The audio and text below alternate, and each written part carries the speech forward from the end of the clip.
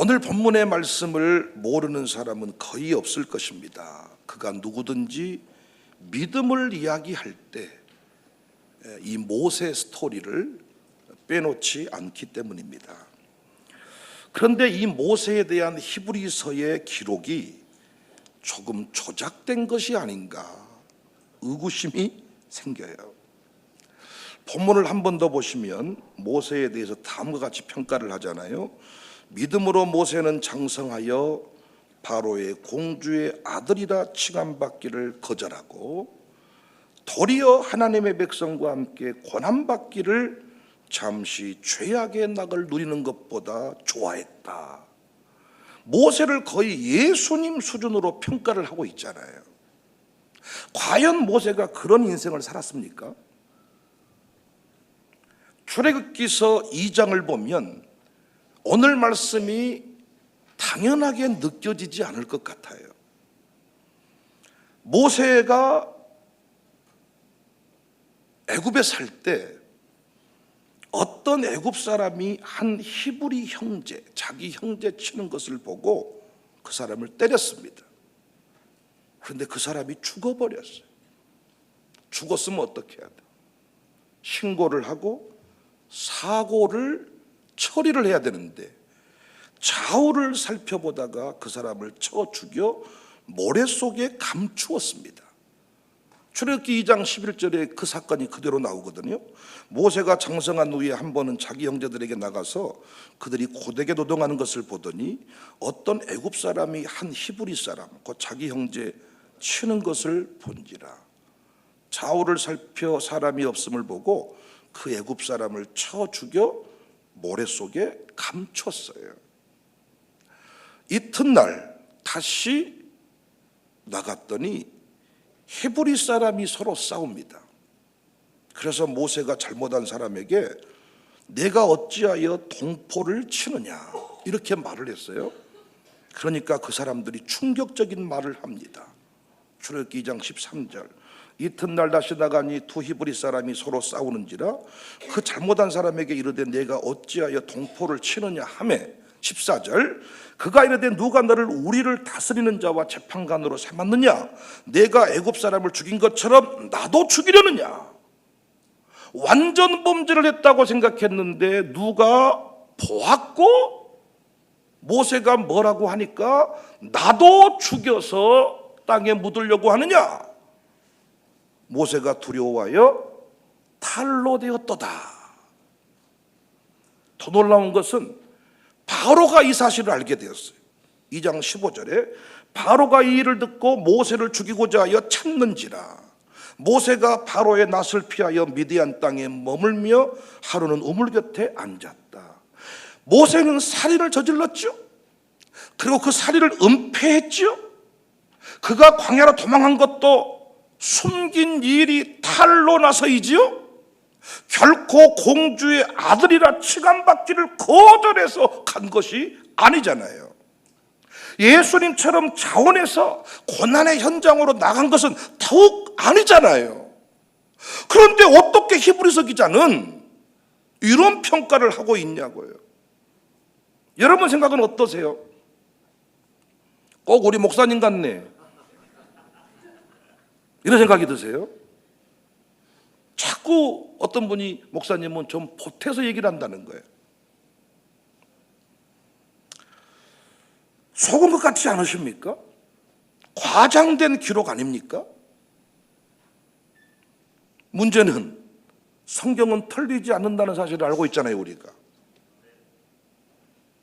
이 부분을 어떻게 해석해야 할까요? 해답은 사건 현장에 있습니다. 다시 현장으로 가보십시다. 범인만 현장에 다시 오는 게 아니라 문제를 해결해야 될 형사들도 다시 현장으로 가봅니다. 현장으로 가서 하나하나 확인해 보시지요. 다시 출애굽기 2장 11절에 보니까 모세가 장성한 후에 한 번은 자기 형제들에게 나가서 그들이 고되게 노동하는 것을 보더니 어떤 애굽 사람이 한 히브리 사람 곧 자기 형제 치는 것을 본지라. 여기서 출애굽기서 기자는 뭘 강조합니까? 11절에서 뭘 강조했어요? 뭐가 반복해서 2번 나왔습니까? 다시 읽겠습니다. 11절 다시 모세가 장성한 후에 한 번은 자기 형제들에게 나가서 그들이 고되게 노동하는 것을 보더니 어떤 애굽 사람이 한 히브리 사람 곧 자기 형제 치는 것을 본지라. 뭐가 반복됐어요? 자기 형제, 자기 형제. 자, 당시 모세의 신분은 애굽의 왕자였죠. 이건 틀림없죠. 그런데 히브리인들에 대해서 자기 형제들이란 표현을 씁니다. 보통 큰 나라에 가서 상류층 주류 인생이 되었을 때 뿌리를 잊어버리거든요. 종종 외국에 가보면 한국 사람이 한국 사람을 더 힘들게 해. 출입국 신고 이런 거 할 때도요, 한국 사람이 거기 딱 있으면 얼마나 반가워요. 우리 같으면 한국 사람은 그냥 통과시켜 주겠어. 그냥 하면 안 되겠지만은 느낌상 웃음이라도. 그런데 우리 다 느낀 거지만 오히려 미국 사람이 우리를 더 반갑게 잘 통과시켜 주고요, 한국 사람이 엄청 못 알아먹을 뭐라 막 숑숑대싸면서 아주 그냥. 모세는 달랐습니다. 자신의 신분과 상관없이 자신의 뿌리를 히브리 사람이라 생각했습니다. 그러니까 히브리서 기자가 믿음으로 모세는 장성하여 바로의 공주의 아들이라 칭함받기를 거절했다 한 말씀 속에 믿음의 정의가 분명히 들어 있습니다. 즉 자신의 뿌리 신분을 정확하게 알고 사는 것이 뭐다? 믿음이다. 신자의 경우 세상 나라에 발을 딛고 살지만, 광산구의 광주 땅에 대한민국에 발을 딛고 살지만 우리의 진짜 소속은 어디입니까? 하나님 나라, 우리의 시민권은 하늘에 있다. 최소한 모세는 히브리 사람이라는 정체성에 혼란이 없었습니다. 아무리 사람들이 왕자라고 불러도 자신은 히브리 사람이다 믿었습니다. 하나님이 우리에게 요구하신 믿음이 이 믿음입니다. 내 삶이 틀어지고 비록 살인자의 모습일지라도 하나님의 자녀라는 의식을 버리지 말라. 다윗에게도 이 믿음이 있었습니다. 그는 마음에 끌리는 여자가 있었어요. 결코 품어서는 안 될 여인을 품었습니다. 그 여인을 차지했습니다. 그 여인 때문에 살인을 저질렀습니다. 살인을 은폐했습니다. 역시 그 죄가 탈로 났습니다. 그런데 다윗에 대한 평가도 동일합니다. 사도행전 13장 22절에 내가 이새의 아들 다윗을 만나니 내 마음에 맞는 사람이다. 내 뜻을 다 이룬다. 어찌 이런 일이 가능한가? 시편 5편 2절에 다윗은 이런 고백을 합니다. 나의 왕, 나의 하나님이여. 자신이 왕이었지만은 실제 자신을 다스리는 왕은 누구라고 고백했어요? 하나님이시라고. 정체성이 분명했습니다. 그래서 모든 왕들에게 다윗의 길을 주문하셨고 다윗도 믿음의 대명사가 됐습니다. 믿음이 뭐냐? 하나님이 이루어 놓은 일을 인정하고 받아들이는 것입니다. 우리 안에 이 믿음이 충만해야 됩니다. 청사교인이 되었다. 청사교인답게 긍지를 가지셔야 돼요. 나는 우리 청년들에게 이 믿음을 요구하고 싶어. 가방끈이 짧다고, 얼굴이 못생겼다고, 외모가 어찌하다고, 이런 것들로 어떤 그 정체성의 혼란이 오지 않기를 바랍니다. 우리는 하나님의 아들입니다. 하나님의 자녀입니다. 모세에게 이 정체성이 있었다고요. 나는 히브리 사람이다. 바울은 나는 하늘 시민권자다. 당시에 그 시민권이 얼마나 중요한지 바울은 알고 있었잖아요. 로마의 시민권자, 미국에 사는 분들 얘기 들어보십시오. 시민권, 영주권 얘기해보면요 눈물이 납니다. 그 신분 문제가 해결되지 않으면 아무것도 안 됩니다. 병원도 못 가고 아무것도 불법 체류자 인생이 돼버리는데 영주권만 나와도 그들이 얼마나 행복해하는지.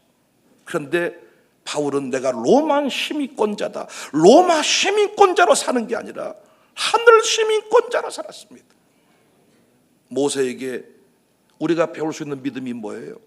흔들리지 않는 정체성.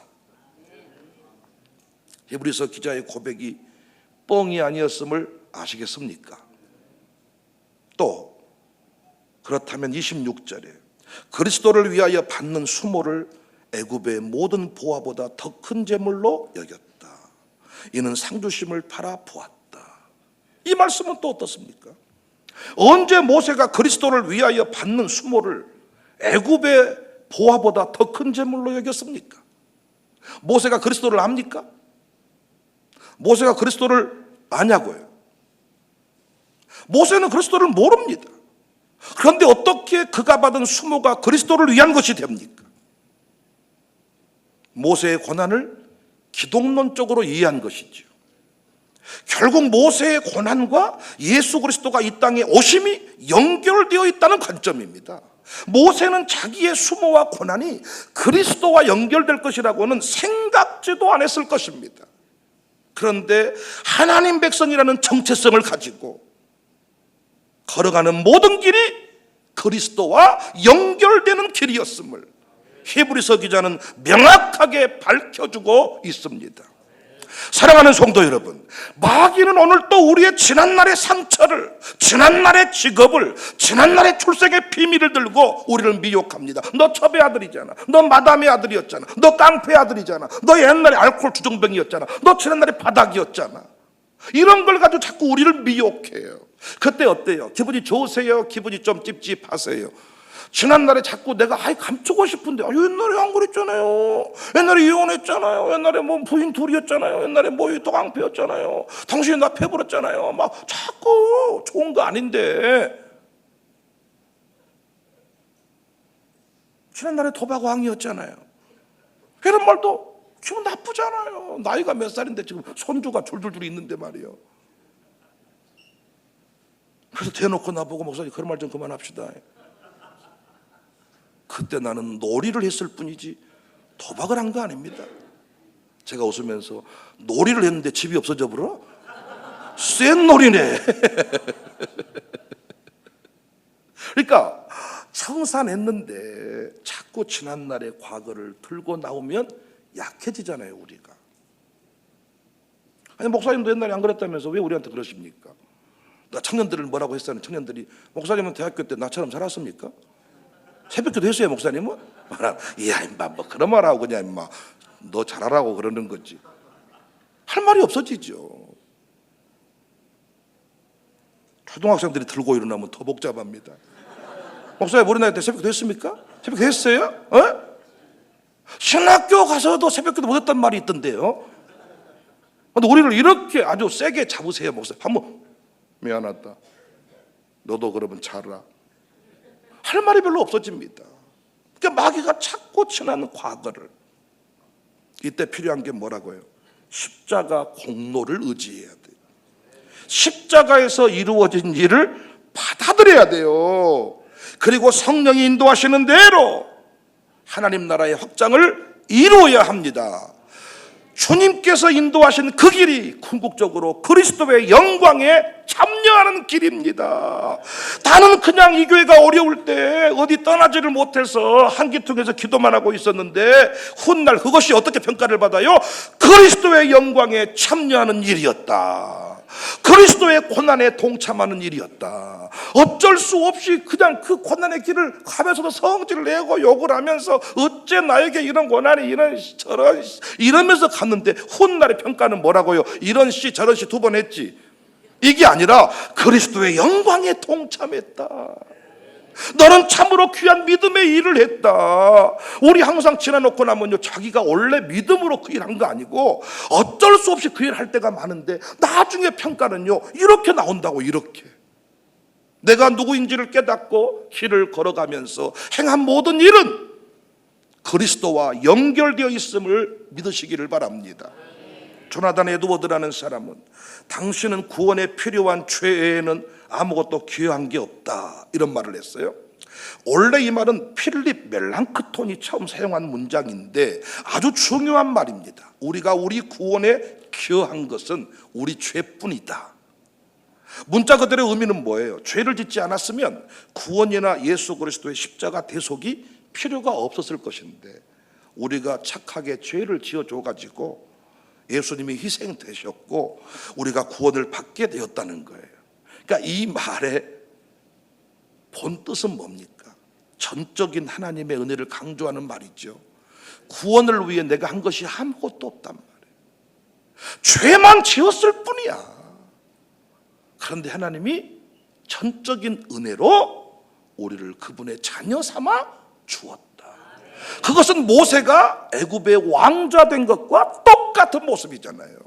모세가 왕자 되기 위해서 뭘 한 거 없잖아요. 전적인 은혜로 죽을 놈이 오히려 애굽에 뭐가 됐어요?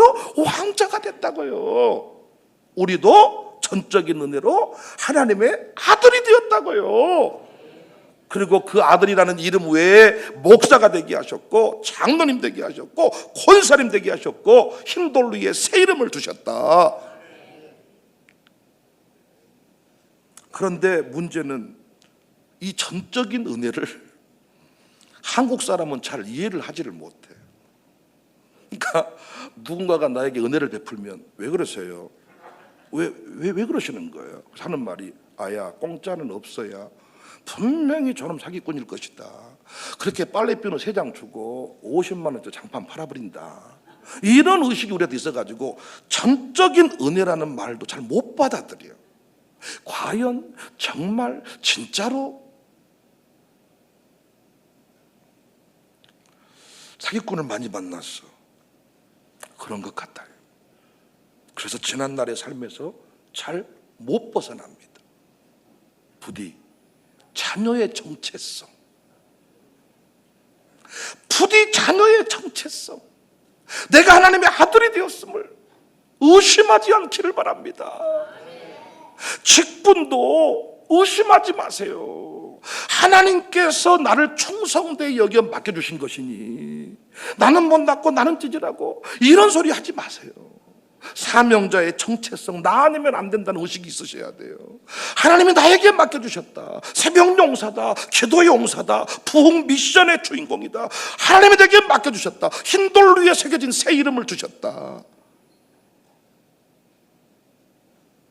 만약 모세가 히브리 사람이란 정체성이 없이 살인자가 되어 도망을 했다면 그는 살인자입니다. 그런데 그는 히브리 사람이란 정체성을 가지고 사람을 쳤기에 그리고 광야의 피난자가 되었기 때문에 그리스도의 고난에 동참한 자가 되었다. 사탄 마귀는 우리가 하는 모든 일을 조롱하고 비웃습니다. 마치 느헤미야가 성벽 재건을 위해 힘쓸 때 산발랏과 도비야가 비웃는 시기입니다.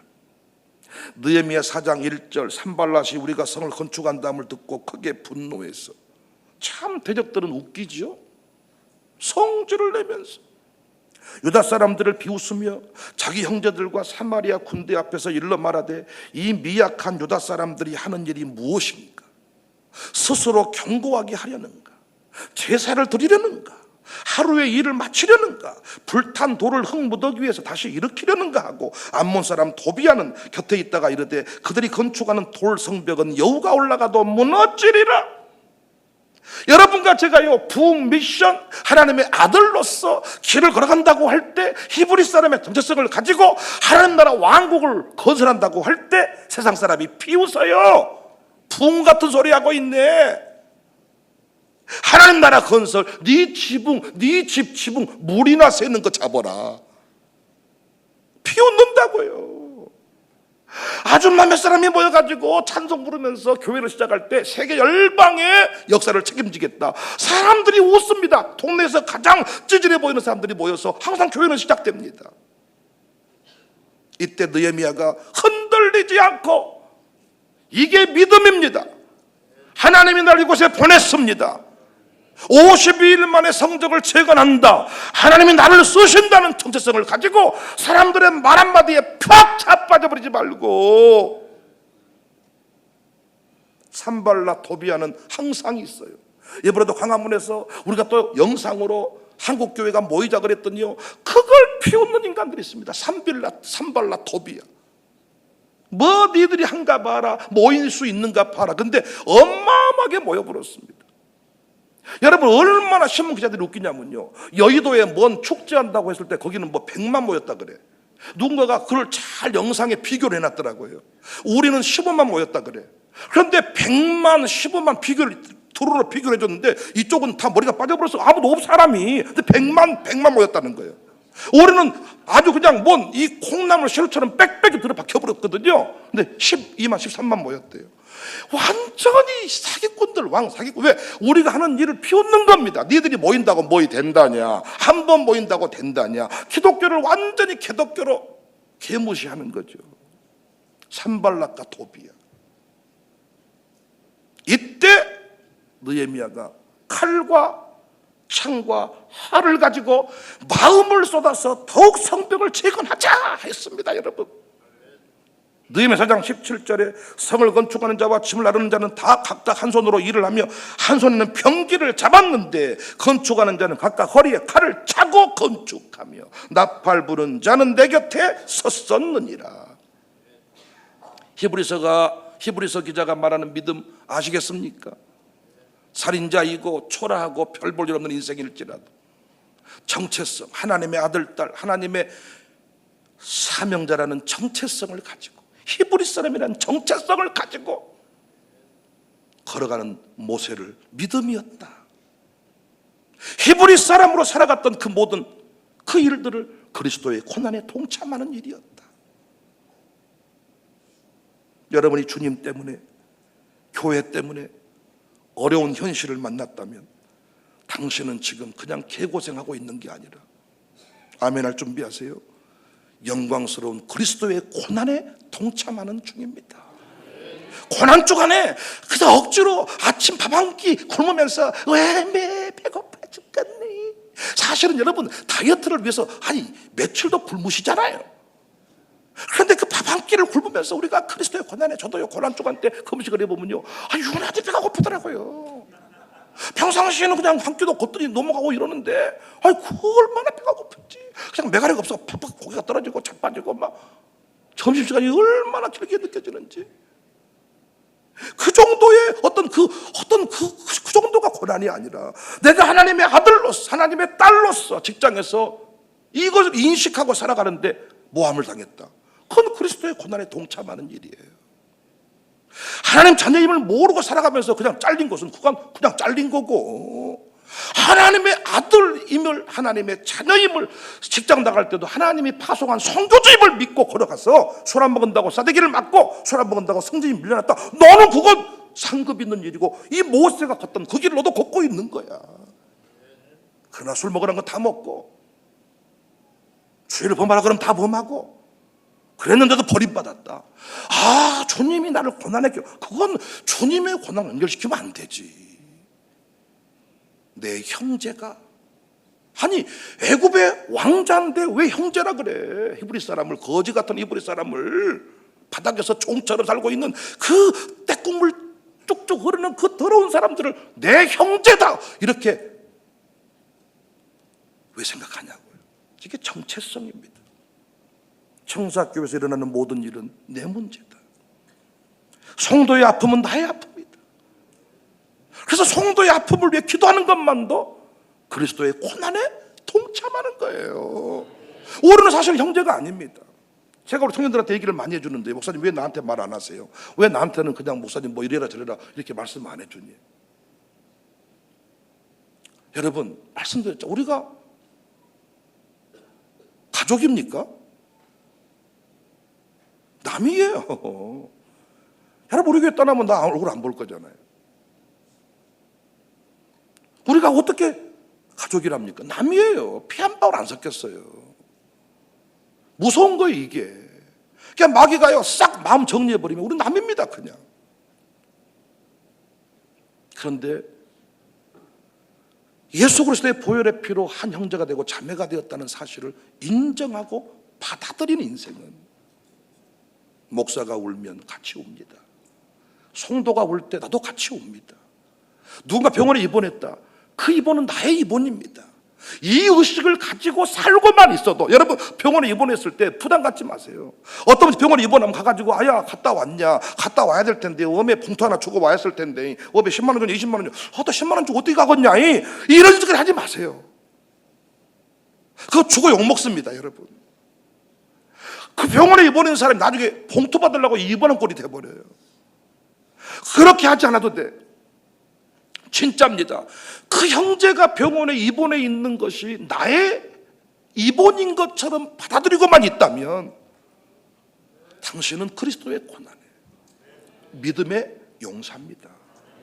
교회에서 일어나는 모든 일들을 그걸 나의 일로, 내 가족과 연결되는 일로 가지고 있는 의식이 있냐 그 말이에요. 이 의식이 있는 사람은 믿음의 사람이고, 나하고 분리된 일이야, 나하고 상관없는 일이야, 그건 아무리 여러분이 어떤 육적인 보이는 행위를 잘하고 있어도 그건 믿음의 사람으로 히브리서에 기록되지는 않는다. 우리가 이거 잘못 보고 있는 것이 아닌가, 의구심을 가졌잖아요. 하나님이 요구하시는 믿음은 다릅니다. 새벽기도 한 번도 안 빠지고 나왔어. 주일 성수 한 번도 안 했어. 형제의 아픔 보고 왜 그랬냐, 조심하지 그랬냐, 아따 까불 때부터 알아봤다, 이런 마음이라면 새벽기도와 주일 성수 때문에 당신은 믿음의 사람이라고 히브리서에 말하는 이 기자의 기록 내용을 채우지는 못할 거란 말이죠. 어떤 모습이든지 주어진 자리에서 하나님 자녀답게, 청사 교인답게 사는 게 중요합니다. 청사 교인들로서의 의식이 있느냐, 하나님 자녀로서의 의식이 있느냐. 어떤 분은 목사님이 자꾸 힘들어 하시는데 내가 도움 못 돼서 죄송해요. 그 마음이면 된 거야. 당신이 왜 나 때문에 죄송해야 돼? 당신하고 나하고 뭔 사이인데? 나도 병원에 입원한 형제를 신방하고 돌아 나올 때 마음이 찢어질 것 같아요. 돌아보면 남이잖아요. 자기 가족도 사실은 마음이 안 찢어질 수가 있잖아요. 그런데 하나님이 그 마음 보시고 믿음의 사람이다 인정하시는 겁니다.